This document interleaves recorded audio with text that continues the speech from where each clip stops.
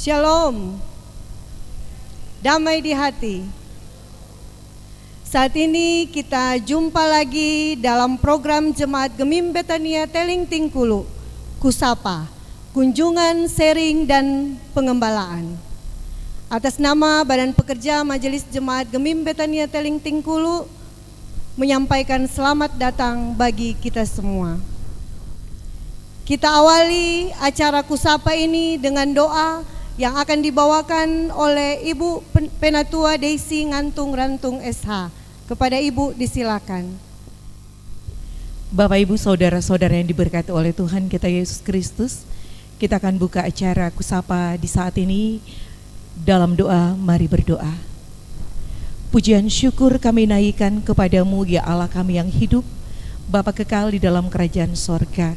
Karena kasih setia Tuhan terus menjadi bagian kehidupan kami, sehingga kami boleh ada sebagaimana kami ada, itu semua karena kemurahan Tuhan. Bapa di sorga, kami hendak memulaikan acara Kusapa, kunjungan sharing dan penggembalaan Gemim Betania Teling Tingkulu di saat ini. Kami memohon urapan Roh Kudus menguasai kami, sehingga program saat ini boleh berjalan dalam tuntunan dan penyertaan Tuhan. Berdoalah kami bagi para pemateri kami, biarlah hikmat sorgawi senantiasa Tuhan anugerahkan bagi mereka, sehingga dapat menyampaikan kebenaran firman-Mu hanya seturut dengan kehendak Tuhan. Begitupun bagi kami semua, perlengkapi kami dengan hikmat-Mu, agar kami mampu memahami firman-Mu seturut dengan kehendak Tuhan. Ini doa kami, ini permohonan kami. Acara kami di saat ini kami buka hanya di dalam nama Tuhan Yesus, yang adalah Tuhan dan Juru Selamat kami yang hidup. Amin. Bapak Ibu saudara yang diberkati oleh Tuhan kita Yesus Kristus, kita akan masuk dalam pembahasan firman Tuhan. Untuk itu diundang dengan kasih Bapak Pendeta Andrio Maxrio Awi STH sebagai pemateri kita di saat ini untuk mengambil tempat di depan. Pembahasan firman Tuhan kita di saat ini terambil dalam Yohanes 20 ayat 19 sampai 29 di bawah tema berbahagialah mereka yang tidak melihat namun percaya. Yesus menampakkan diri kepada murid-muridnya.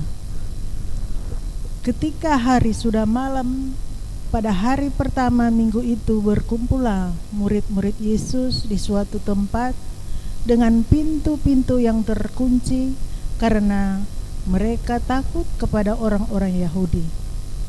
Pada waktu itu datanglah Yesus dan berdiri di tengah-tengah mereka dan berkata, "Damai sejahtera bagi kamu."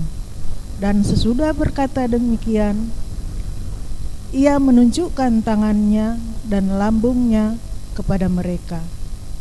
Murid-murid itu bersukacita ketika mereka melihat Tuhan. Maka kata Yesus sekali lagi, "Damai sejahtera bagi kamu. Sebab seperti Bapa mengutus aku, demikian juga sekarang aku mengutus kamu." Dan sesudah berkata demikian, Ia mengembusi mereka dengan berkata, "Terimalah Roh Kudus. Jikalau kamu mengampuni dosa orang, dosanya diampuni. Dan jikalau kamu menyatakan dosa orang tetap ada, dosanya tetap ada." Yesus menampakkan diri kepada Thomas. Tetapi Thomas, seorang dari ke-12 murid itu yang disebut Didimus, tidak ada bersama-sama mereka ketika Yesus datang ke situ. Maka kata murid-murid yang lain itu kepadanya, "Kami telah melihat Tuhan." Tetapi Thomas berkata kepada mereka, "Sebelum aku melihat bekas paku pada tangannya, dan sebelum aku mencucukkan jariku ke dalam bekas paku itu, dan mencucukkan tanganku ke dalam lambungnya, sekali-kali aku tidak akan percaya." 8 hari kemudian, murid-murid Yesus berada kembali dalam rumah itu, dan Thomas bersama-sama dengan mereka. Sementara pintu-pintu terkunci, Yesus datang dan ia berdiri di tengah-tengah mereka dan berkata, "Damai sejahtera bagi kamu." Kemudian ia berkata kepada Thomas, "Taruhlah jarimu di sini dan lihatlah tanganku. Ulurkanlah tanganmu dan cucukkan ke dalam lambungku, dan jangan engkau tidak percaya lagi, melainkan percayalah." Thomas menjawab dia, "Ya Tuhanku dan Allahku." Kata Yesus kepadanya, "Karena engkau telah melihat aku, maka engkau percaya. Berbahagialah mereka yang tidak melihat namun percaya." Demikian pembacaan firman Tuhan yang terambil dalam Yohanes 20 ayat 19 sampai dengan 29. Kita akan masuk dalam pembahasan yang terdiri dari alasan pemilihan tema, pembahasan teks Alkitab, dan makna dan implikasi firman yang akan disampaikan oleh yang kekasih Bapak Pendeta Andrio Maxrio Awi STH. Damai di hati, puji Tuhan. Saudara-saudara, kita masih berada di minggu-minggu sesudah perayaan Paskah kebangkitan Yesus Kristus. Karena itu kita masih akan terus dibimbing oleh bahan pembacaan Alkitab yang bersinggungan dengan peristiwa kebangkitan Yesus Kristus.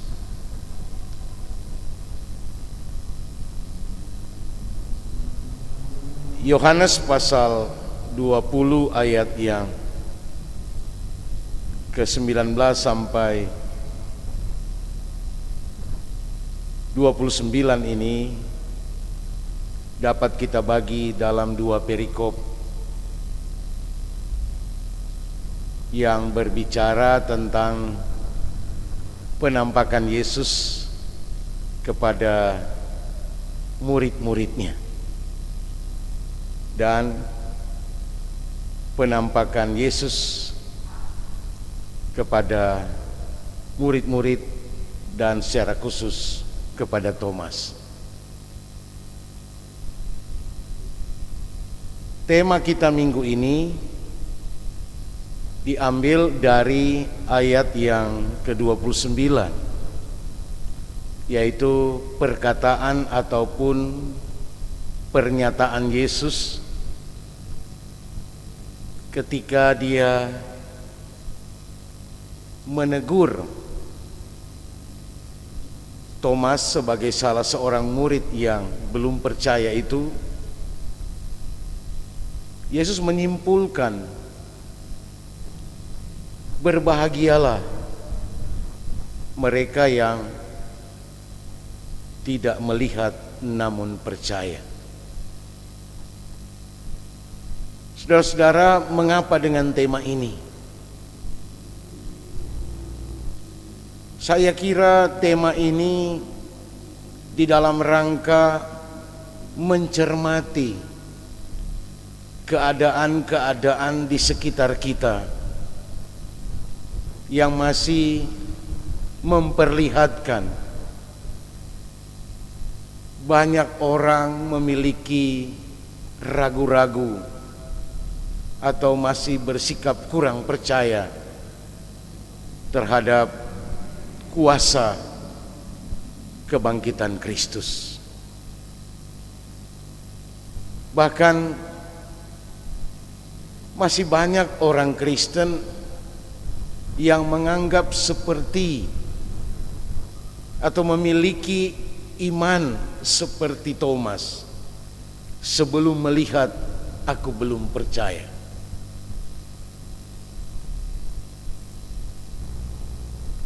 Dalam realitas kehidupan sehari-hari, setiap manusia memiliki rasa takut. Rasa takut itu bertingkat-tingkat. Ada yang digolongkan masih taraf rendah, tapi juga ada yang menengah dan tinggi. Dan Rasa takut ini bisa dalam berbagai bentuk, sehingga memenjarakan orang, membuat orang kehilangan harapan, kehilangan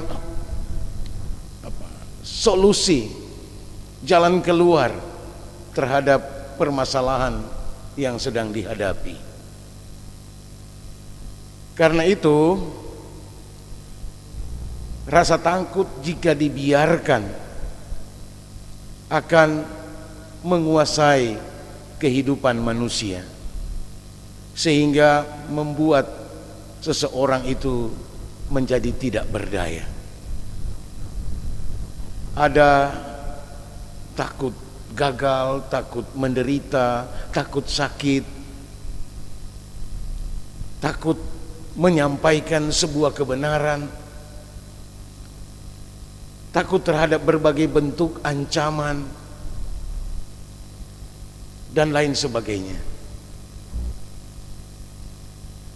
Karena itu, ketakutan akan menguasai kehidupan kita jika kita tidak memiliki iman yang kuat.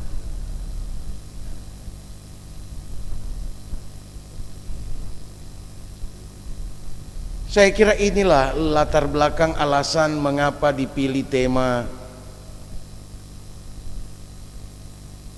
berbahagialah mereka yang tidak melihat namun percaya.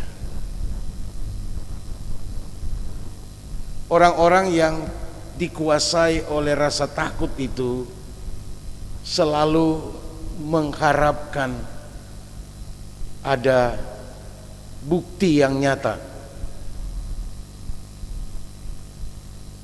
tentang keajaiban. Dan oleh karena itu, jika mereka tidak dapat melihat atau menemukan jawaban, maka keraguan-raguan dan sikap yang tidak percaya itu akan menyeret orang itu untuk bermasa bodoh ataupun melakukan hal-hal yang dapat dikategorikan jahat, menghalalkan segala cara demi meluputkan diri dari bahaya. Nah, saudara-saudara, tema ini dapat berarti berbahagialah orang yang tidak melihat, atau orang-orang. Mereka ini adalah orang-orang, kata ganti yang bersifat jamak.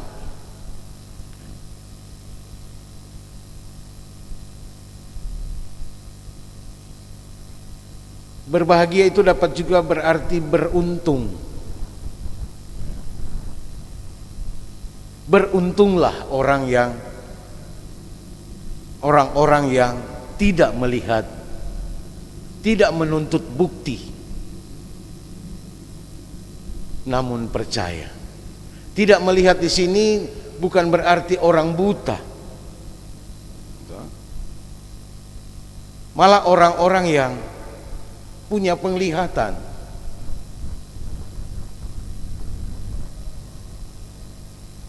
Sekalipun tidak melihat bukti-bukti secara fisikal,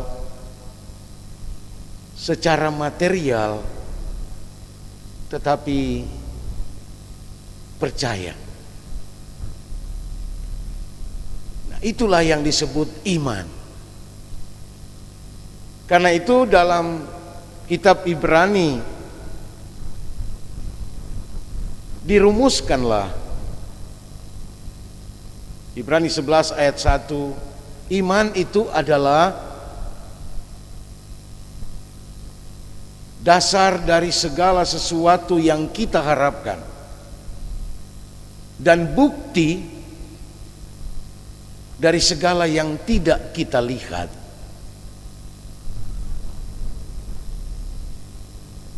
Ini iman, katakanlah kacamata ini.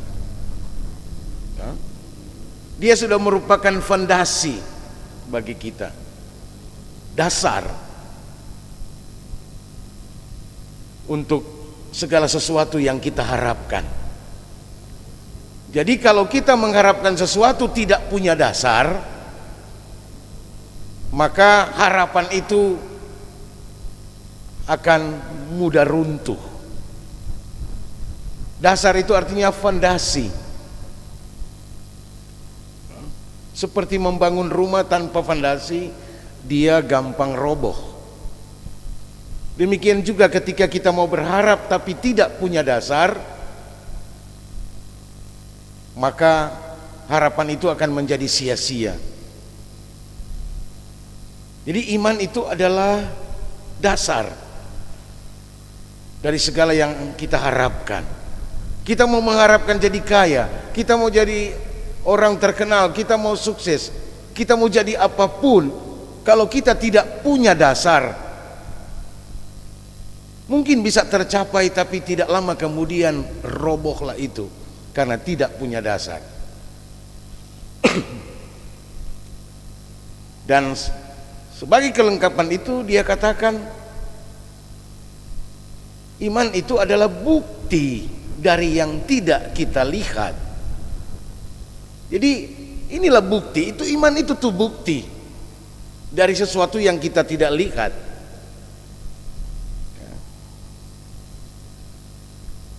Jadi kita mau mendapatkan bukti, tapi sebenarnya bukti itu sudah ada, yaitu iman kita. Betul? Jadi menurut rumusan daripada kitab Ibrani ini, iman itu sudah cukup, bahkan sudah lebih dari cukup menjadi bukti. Karena itu saya kira rumusan dalam kitab Ibrani tentang iman ini didasarkan juga pada pernyataan Yesus. Berbahagialah. Pernyataan Yesus ini sebenarnya memberi apresiasi bahwa lebih beruntung. Ini mempunyai nada seperti itu, apa? Memiliki nilai seperti itu, bahwa masih lebih baik orang yang tidak melihat tapi percaya daripada nanti melihat baru percaya. Ya kan?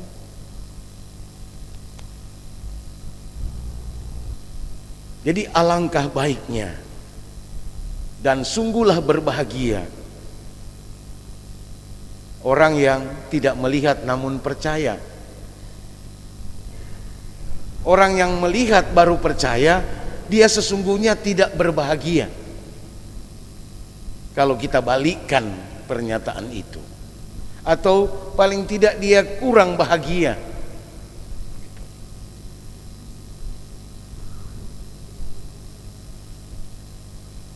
Nah, sekali lagi pernyataan Yesus ini sebagai akumulasi dari tegurannya terhadap Thomas sebagai seorang yang dikategorikan salah satu murid yang paling skeptis, paling memiliki sikap yang ragu-ragu, bahkan keraguannya itu selalu konsisten.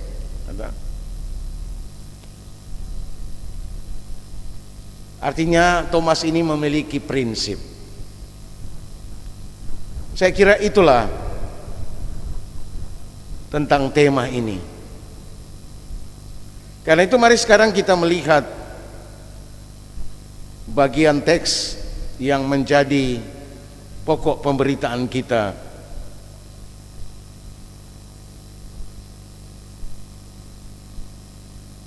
Perikop yang pertama berbicara tentang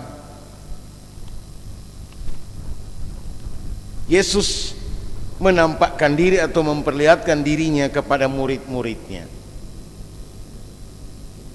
Hal itu terjadi pada hari pertama minggu itu, pada hari kebangkitan Yesus, dan menjelang malam hari.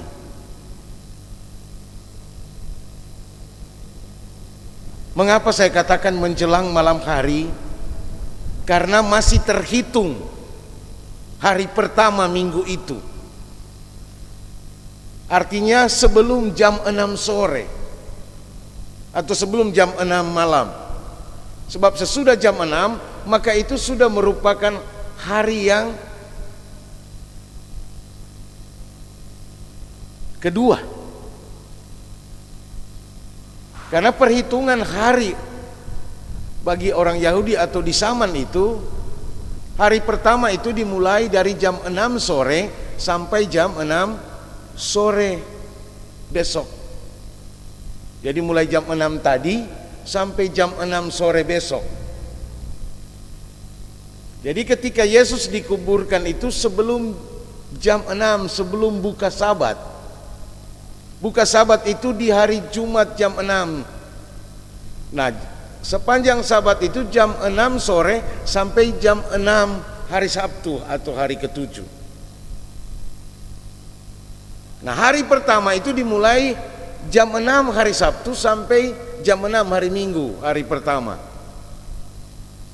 Nah, jadi sebelum jam 6 ini mulai malam rupanya.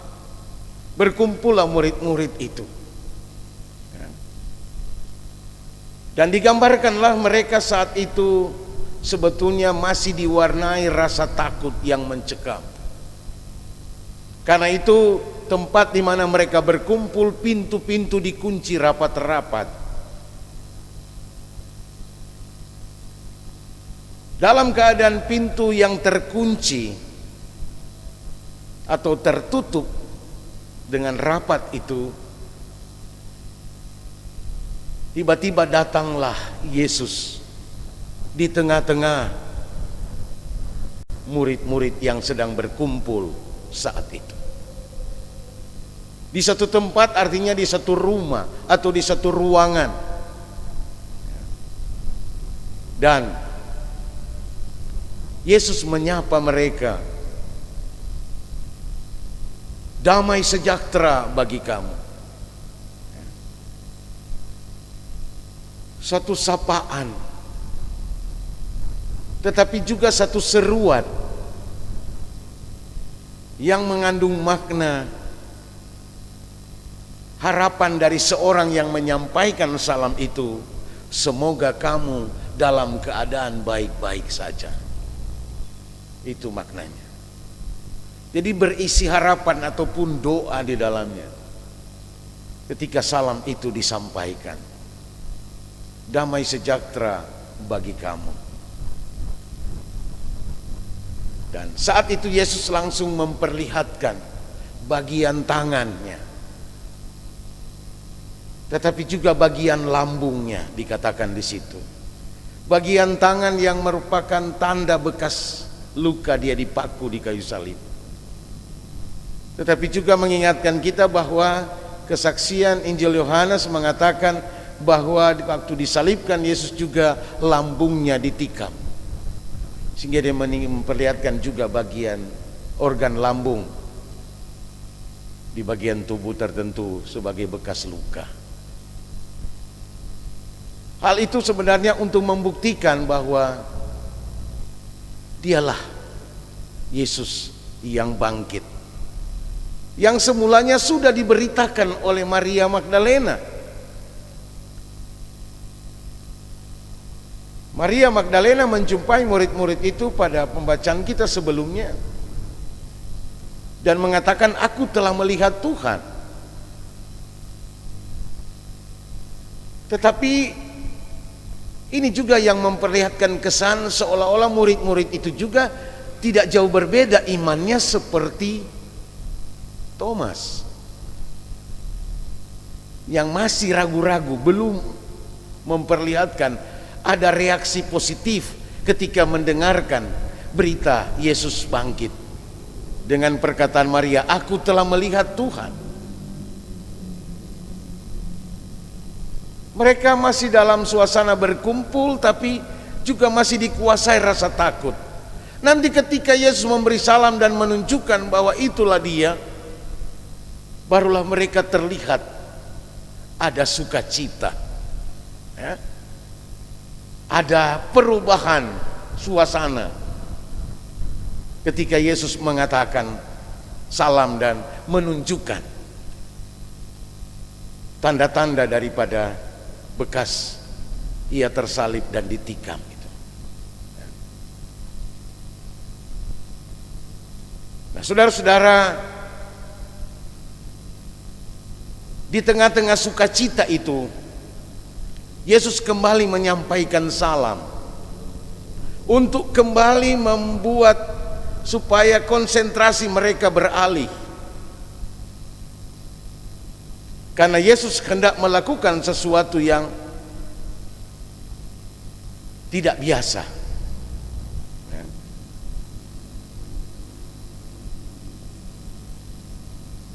Bahkan sesuatu yang luar biasa, yaitu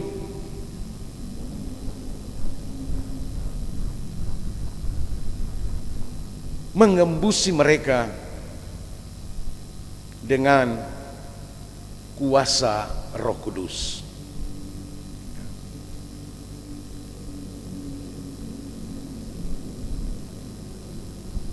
Mengembusi ini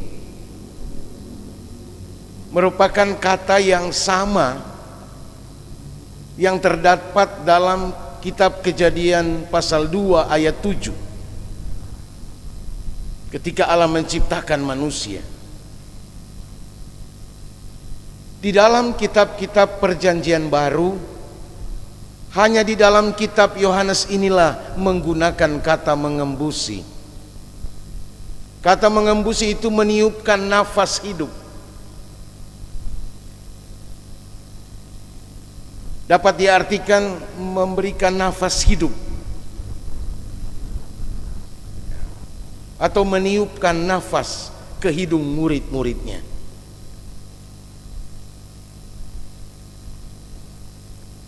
Mengembusi ini hanya dapat ditemukan kata seperti itu dalam kitab Perjanjian Lama terjemahan bahasa Yunani yang disebut kitab Septuaginta. Kitab Perjanjian Lama terjemahan bahasa Yunani itu disebut Septuaginta. Dalam kitab Kejadian pasal 2 ayat 7 menggunakan kata yang sama, walaupun disebutkan dalam bentuk kalimat yang berbeda. Ya. Kalau dalam Kejadian pasal 2 ayat 7 itu dikatakan di sana,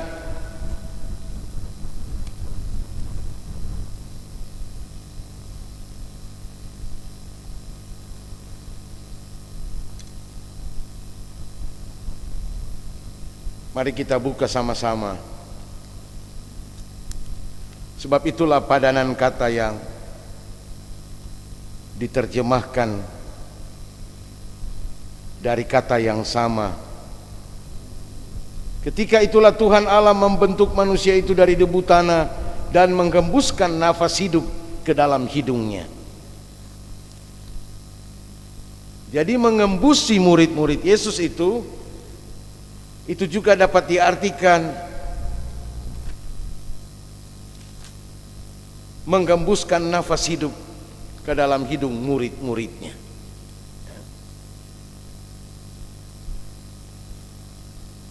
Nah, saudara-saudara, selanjutnya hal itu dilakukan oleh Yesus dalam rangka meneguhkan lagi tentang rencana Tuhan untuk tetap memakai para murid ini sebagai utusan, sebagai duta, ya. Sebagaimana Allah mengutus Yesus Kristus, maka demikianlah juga Yesus mengutus murid-muridnya. Sekaligus ini untuk meneguhkan kembali sikap Yesus yang telah memilih murid-muridnya, dan bahwa Allah tetap konsisten memakai murid-murid ini menjadi utusan di tengah-tengah dunia ini. Maka sekali lagi kata Yesus, damai sejahtera bagi kamu, sama seperti Bapa mengutus aku, demikian juga sekarang aku mengutus kamu. Perkataan ini sebenarnya sudah berulang kali disampaikan Yesus kepada murid-muridnya. Dan itu bisa kita lihat juga dalam Injil Yohanes pasal 4 ayat 38, pasal 17 ayat 18.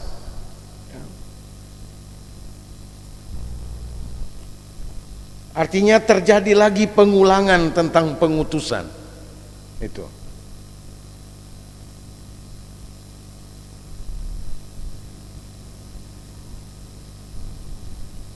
Untuk apa mereka diutus? Yaitu untuk memberitakan pengampunan dosa. Bahkan terkait dengan pemberitaan pengampunan dosa itu, mereka diberi kuasa, yaitu Roh Kudus. Sehingga kata-kata Yesus ketika mengembusi mereka dan mengucapkan terimalah Roh Kudus, maksudnya di situ mau menegaskan bahwa agar murid-murid hidup dan memiliki hidup di dalam dan memiliki Roh Kudus, sehingga ketika mereka memberitakan pengampunan dosa, maka sekaligus juga itu mereka memberitakan penghukuman bagi orang yang tidak mau bertobat. Itu makna kata-kata dalam ayat yang ke-23. Jikalau kamu mengampuni dosa orang, dosanya diampuni. Artinya kalau orang-orang yang mendengarkan pemberitaan para murid itu percaya, maka dosanya diampuni. Tetapi jika orang-orang yang mendengarkan berita para murid ini tidak percaya, maka mereka tetap tinggal di dalam dosa. Maka dosanya tetap ada.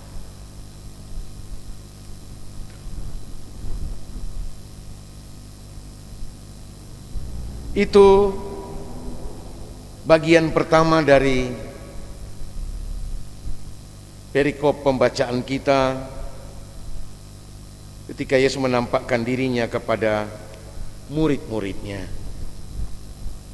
Nah, mulai ayat 24 sampai ayat 29 diawali dengan keterangan bahwa penampakan Yesus yang pertama kepada murid-murid itu rupanya jumlah murid-murid saat itu tidak lengkap.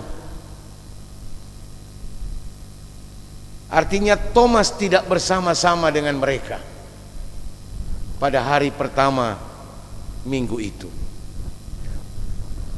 Walaupun demikian mereka tetap berkomunikasi, tetap ada pertemuan di antara para murid ini. Hanya saja pada waktu itu Thomas tidak tahu ada di mana. Ada jalan-jalan atau ada pesiar atau dia lagi merenungkan. Karena orang-orang yang selalu mencari bukti, ya selalu berusaha memastikan dirinya dengan sesuatu yang dapat dipercaya. Karena itu orang-orang seperti ini selalu membutuhkan detail-detail. Tidak cuma sekedar pernyataan-pernyataan orang mau dengar.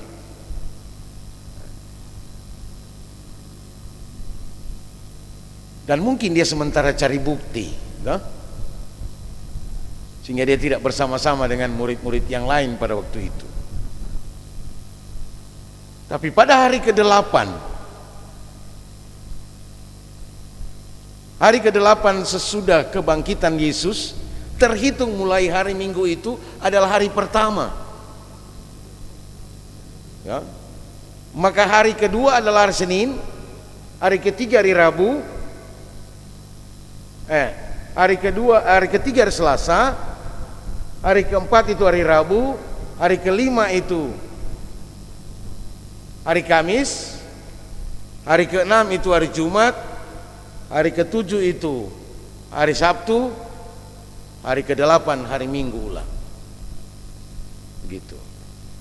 Jadi dimaksud 8 hari kemudian adalah juga hari Minggu, hari pertama minggu itu. Tapi perhitungannya sudah terhitung hari pertama di mana mereka bertemu Yesus. Nah, pada hari ke-8 itulah ketika mereka sedang berkumpul kembali, Yesus datang kembali berada di tengah-tengah mereka. Saat itu juga pintu-pintu sedang terkunci, tetapi tidak dikatakan bahwa mereka sedang dalam ketakutan kepada orang-orang Yahudi. Keterangan itu tidak lagi disebutkan. Mengapa keterangan itu tidak disebutkan? Ini mengindikasikan bahwa penginjil Yohanes mau memberi kesan pada hari ke-8 itu rasa khawatir, rasa cemas, rasa takut murid-murid itu sudah dikatakan tidak ada lagi, ya.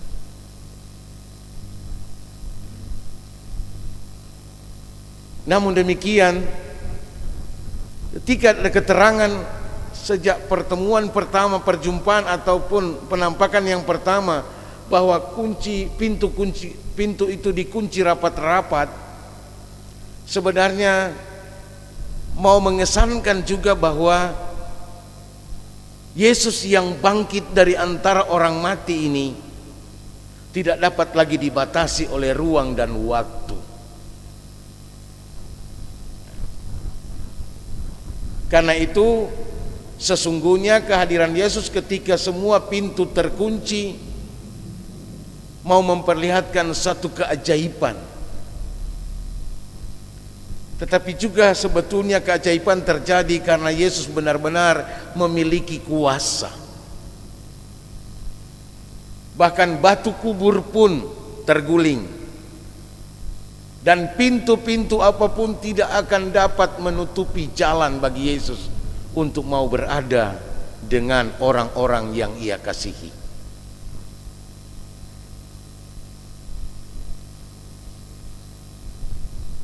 Untuk hari yang ke-8 itu sekali lagi menerangkan tentang pintu-pintu yang juga sedang terkunci, ya. Tetapi tiba-tiba Yesus datang dan dalam keadaan semua tertutup, Dia bisa masuk tanpa mendobrak pintu ataupun jendela, kan? Tiba-tiba Dia sudah berada di situ. Artinya inilah juga kembali mau menunjukkan bahwa Yohanes mau memperlihatkan tentang kekuasaan yang ada pada Yesus, yang tidak bisa dibatasi, dihalangi oleh apapun.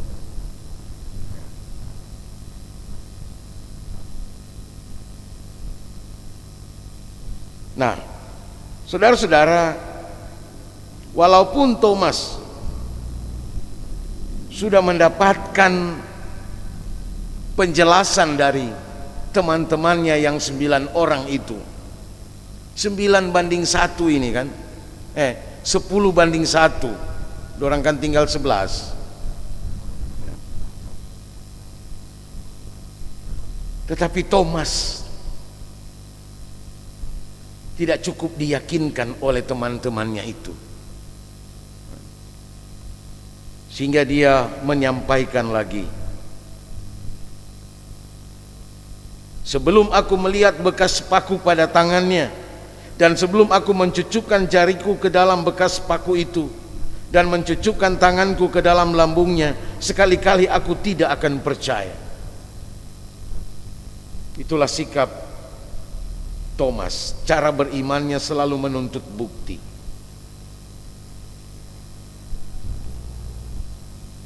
Oleh karena itu, penulis Yohanes mau menegaskan pada bagian kedua ini, sebenarnya Yesus menjumpai atau menampakkan diri, memperlihatkan dirinya kepada murid-muridnya hanya secara khusus untuk menjumpai Thomas.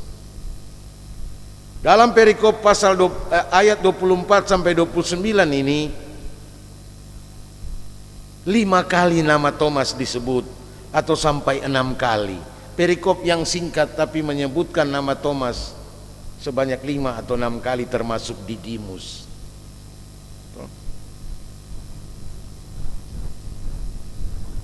Artinya untuk 6 ayat ini terlalu banyak memuat kata Thomas, Kang.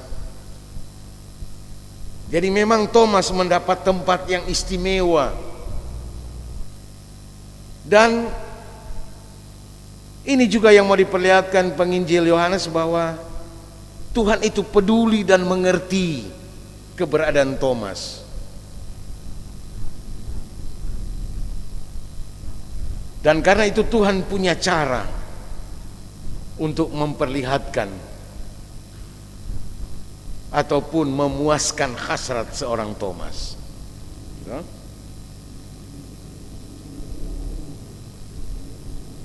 Karena itu ketika Yesus pun hadir di situ, dia tetap konsisten dengan salam, damai sejahtera bagi kamu.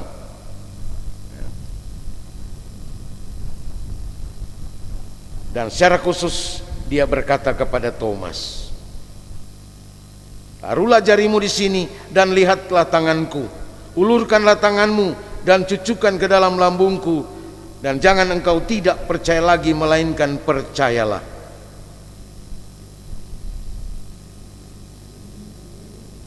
Ternyata Thomas hanya membutuhkan dia melihat. Kata-katanya untuk mencucukkan dan memegang sebetulnya merupakan bagian dari hiperbola, melebih-lebihkan. Karena ternyata dia tidak menjamah Yesus. Dia cukup melihat apa yang ditunjukkan Yesus kepadanya, dan dia percaya. Percayanya itu mengungkapkan apa yang disebut pengakuan iman gereja mula-mula. Thomas berkata, atau Thomas menjawab dia, "Ya Tuhanku dan Allahku." Walaupun demikian, Yesus juga sedikit mencela atau menegur sikap Thomas. Karena engkau melihat, maka engkau percaya.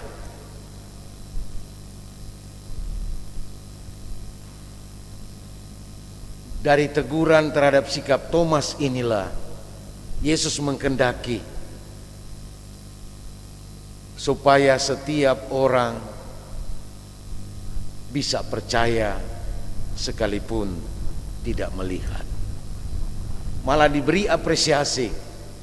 Berbahagialah mereka yang tidak melihat. Tidak melihat bukan berarti buta, ya. Malah orang buta lebih peka melihat daripada lengkali orang yang punya mata, kan, yang bisa melihat secara optik, gitu.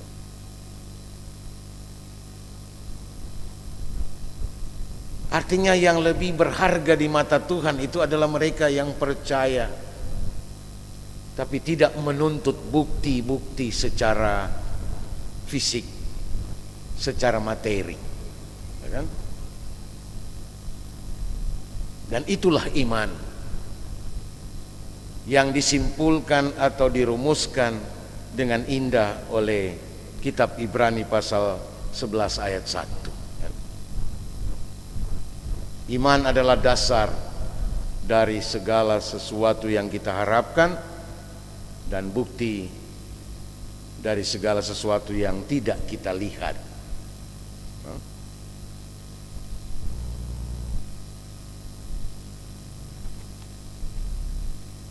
Nah, saudara-saudara, saya kira itulah penelusuran kita, baik tema maupun teks dan konteks, yang menggambarkan saat itu bahwa gereja mula-mula memang hidup dalam berbagai bentuk ancaman, selalu berada dalam rasa takut, rasa cemas, dan tidak sedikit yang kehilangan harapan, yang selalu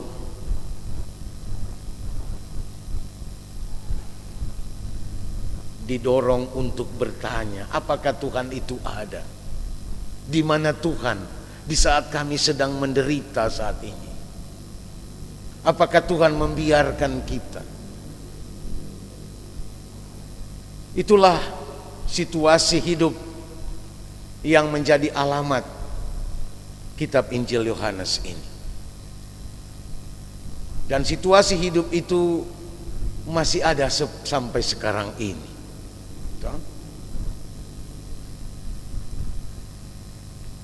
Namun demikian, sekali lagi, setelah membaca dan mendengarkan firman ini, kebangkitan Kristus hendak meyakinkan kita untuk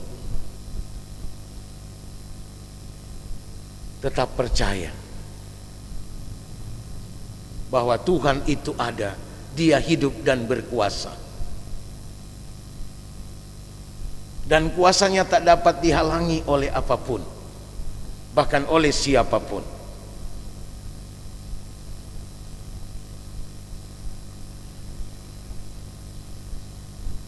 Kuasa kebangkitan Kristus memberi harapan, memberi penguatan kepada kita semua untuk berharap pertolongan Tuhan yang akan datang menurut waktu Tuhan. Seperti yang Ia nyatakan kepada Thomas, Tuhan punya waktu tersendiri buat Thomas untuk membuat ia percaya.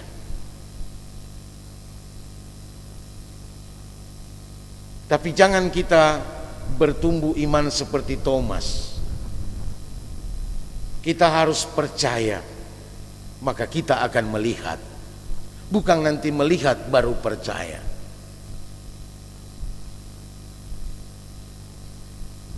Yesus mau membalikkan persepsi iman seperti Thomas, supaya tidak berlaku lagi dalam kehidupan kita. Gereja, orang-orang percaya masa kini dan di masa yang akan datang. Justru dengan percaya, memulai dengan percaya, maka kita akan melihat. Karena bisa jadi ketika kita hanya mau melihat dan percaya, tidak melihat-lihat dan akhirnya tetap tidak percaya. Tapi kalau kita percaya, maka kepada kita akan dikaruniakan Roh Kudus sehingga kita dapat melihat, setidaknya melihat penyataan-penyataan kuasa Tuhan. Bukan lagi melihat Yesus secara fisik, tetapi melihat kuasanya yang melampaui apapun, yang tidak dapat dibatasi oleh siapapun. Karena itu, saudara-saudara, pesan firman ini mengandung implikasi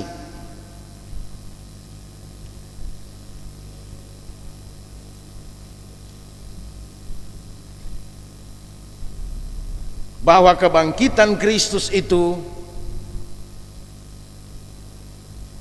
harus membuat kita percaya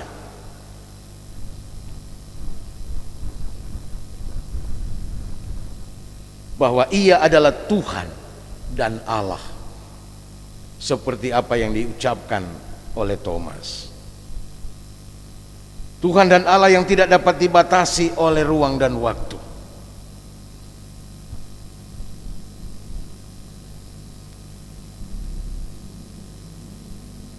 Kedua,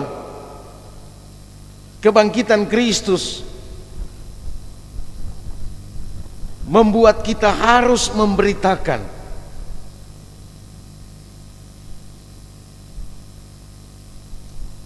karya selamat Tuhan,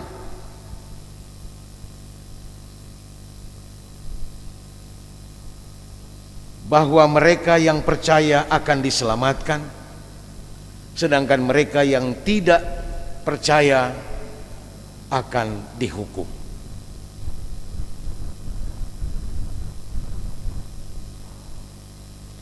Yang ketiga, kebangkitan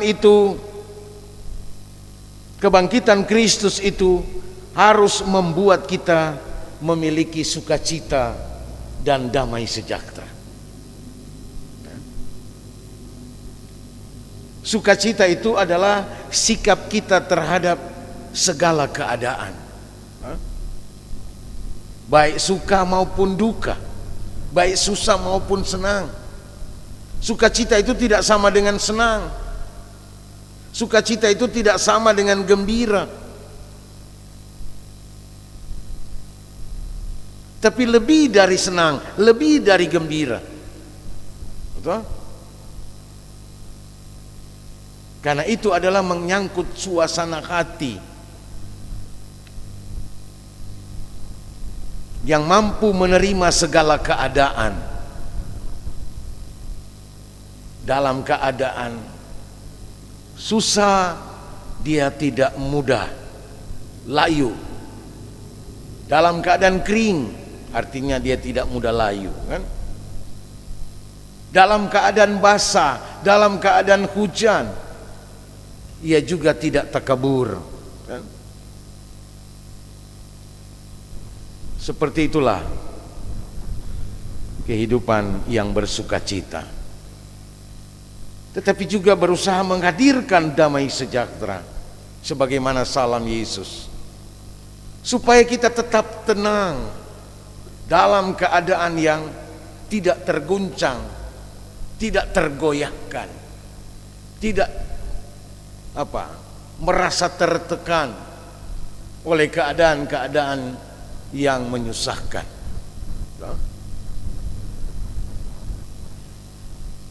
Karena semua itu memang harus dihadapi oleh setiap orang percaya.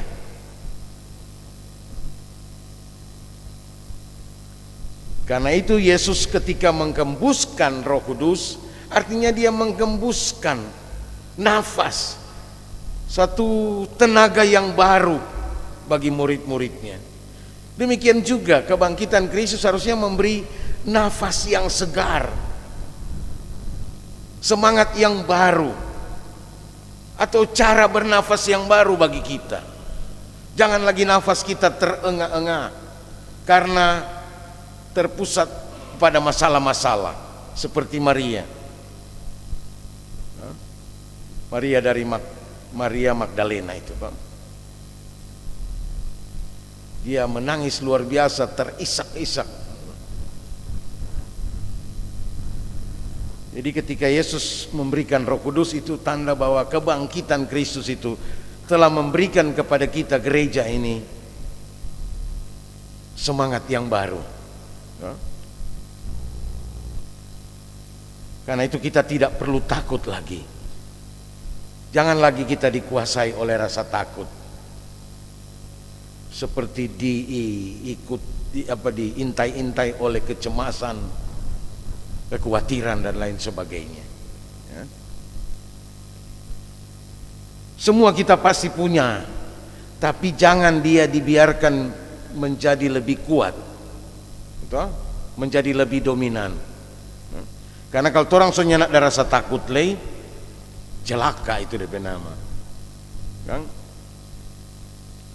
So ndak ada rasa takut kalau oto tabrak mau patah-patah, oto tabrak mau mati, bateng aja, kan? Tengah jalan. Itu kalau orang sudah ada rasa takut. Tapi rasa takut itu juga bagian dari karunia Tuhan. Betul? Supaya kita juga memilih cara yang berhati-hati di tengah-tengah kehidupan ini.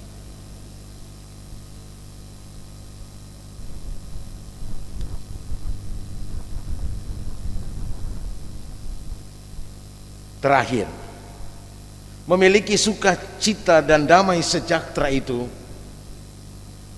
berarti kita ada bersama dengan Tuhan. Dengan kata lain, hal ini juga harus kita maknai. Damai sejahtera yang disebutkan Yesus itu dalam pengertian luas. Kebangkitan Kristus mengenyahkan rasa takut dan menghadirkan damai sejahtera, menggantikannya dengan damai sejahtera. Damai sejahtera yang sejati itu hanya akan tercipta ketika keadilan dan kebenaran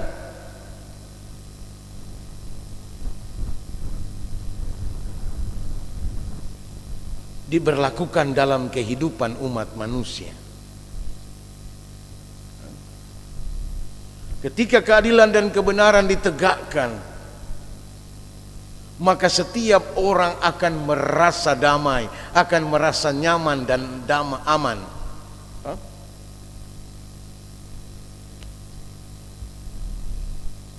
Karena itu inilah juga sangat penting di tengah-tengah kehidupan kita berbangsa dan bernegara, supaya kita juga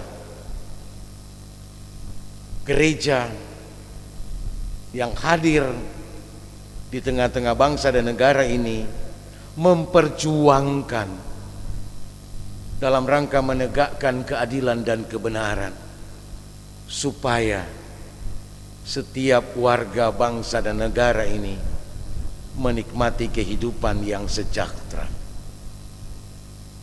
Sejahtera shalom yang sejati itu bukan hanya bebas dari perang atau tanpa perang, tanpa itu, tapi yang betul-betul kita ini memiliki satu keadaan yang tidak terancam, tidak ditakut-takuti, tidak diintimidasi dan lain sebagainya. Suatu kondisi merdeka yang betul-betul membuat kita tidak khawatir tentang hal apapun.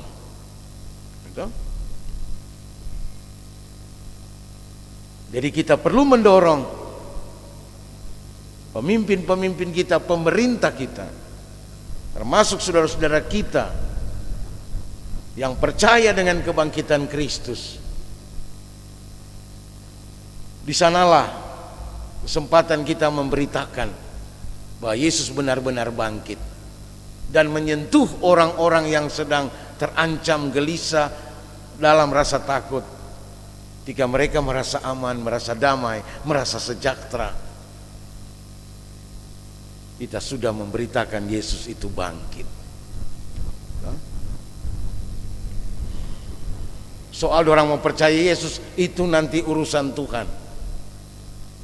Tetapi memberitakan bahwa Yesus bangkit secara konkret adalah tugas bersama kita. Karena bagaimanapun damai sejahtera itu sangat terkait dengan penegakan hukum, keadilan dan kebenaran. Semua orang diperlakukan sama di tengah-tengah bangsa dan negara ini.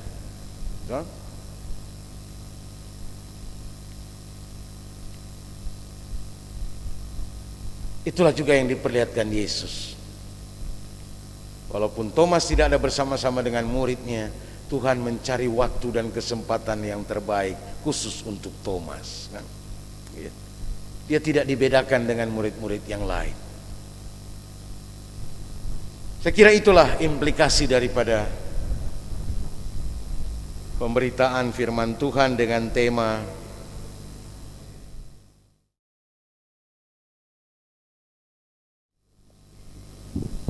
Terima kasih.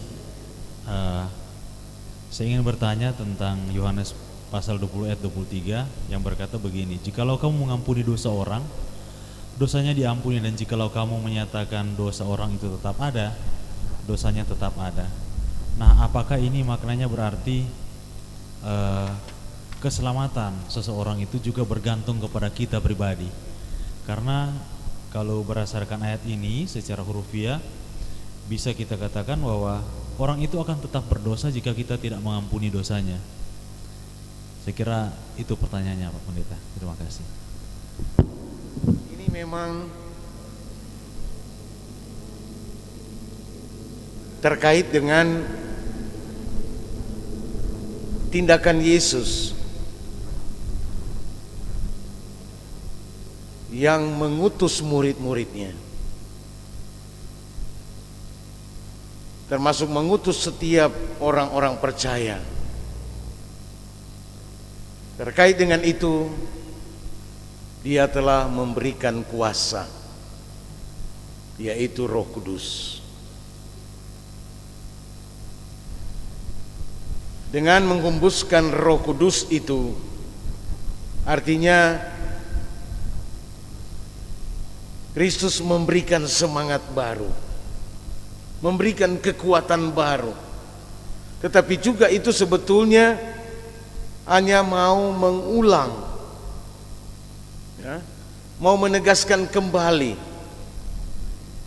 bahwa mereka tetap merupakan utusan-utusan Yesus, bahkan juga utusan-utusan Allah. Karena sebagaimana Bapa mengutus aku, demikian juga aku mengutus kamu. Jadi pengutusan mereka sebagai murid-murid Yesus adalah juga atas dasar kehendak Allah. Karena kehendak Kristus itu juga adalah kehendak Allah. Tetapi ini sekali lagi terkait dengan pemberian atau perkataan mengembusi mereka dengan Roh Kudus.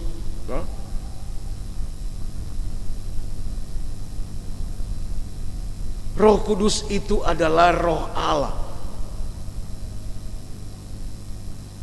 Ketika Yesus memberikan Roh Kudus itu kepada murid-muridnya ini,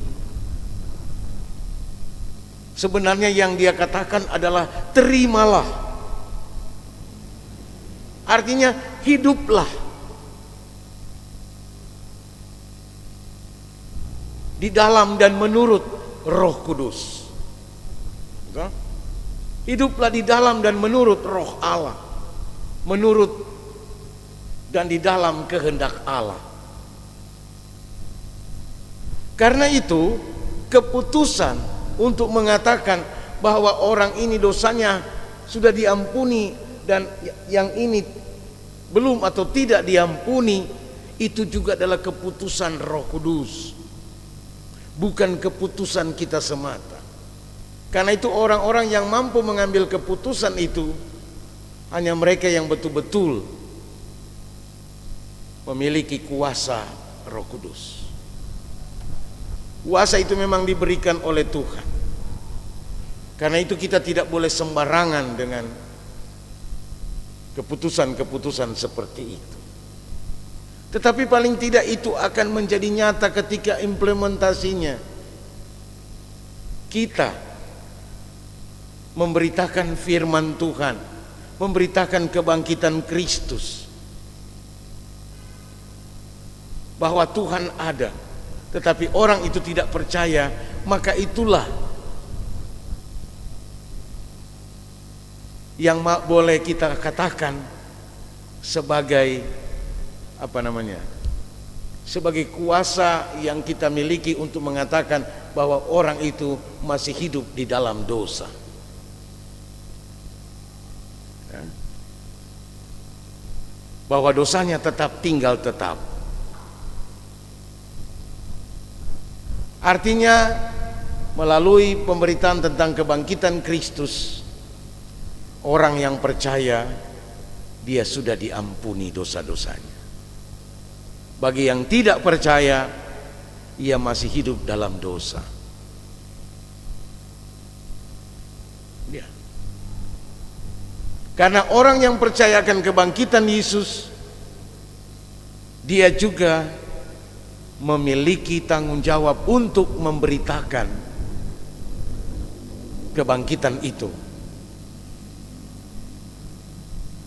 terutama memberitakan secara konkret dengan menghadirkan damai sejahtera, menghadirkan sukacita, menghadirkan harapan-harapan bagi kehidupan banyak orang. Itu. Jadi kalau orang tidak mau menerima kebenaran bahwa pentingnya kita menghadirkan damai sejahtera, menciptakan suasana aman dan damai, maka orang itu masih tinggal dalam dosa.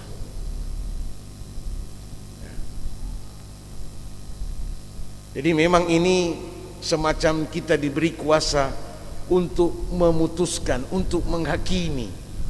Tapi dengan demikian kita tidak boleh sembarang untuk menghakimi. Begitu Bapak Diaken, ya? Kita harus bergumul ketika kita mengatakan orang itu tetap berdosa atau dosanya tidak diampuni,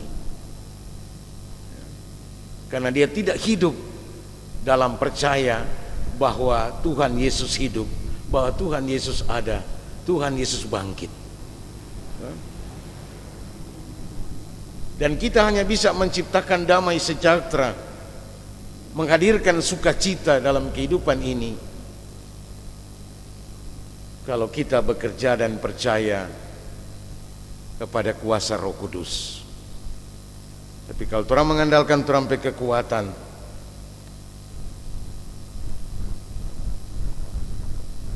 jangan sampai kita merasa apa yang kita lakukan ternyata sia-sia. Karena itu ketika kita melakukan sesuatu tanggung jawab, ketika itu berhasil, jangan katakan kalau bukan kita. Tetapi yang harus diutamakan adalah ini semua karena kuasa dan kasih Tuhan. Di atas semua jeripaya kesaksian kita dan pemberitaan kita adalah supaya Tuhan yang dipuji dan dimuliakan. Demikian kira-kira yang dapat saya sampaikan. Terima kasih.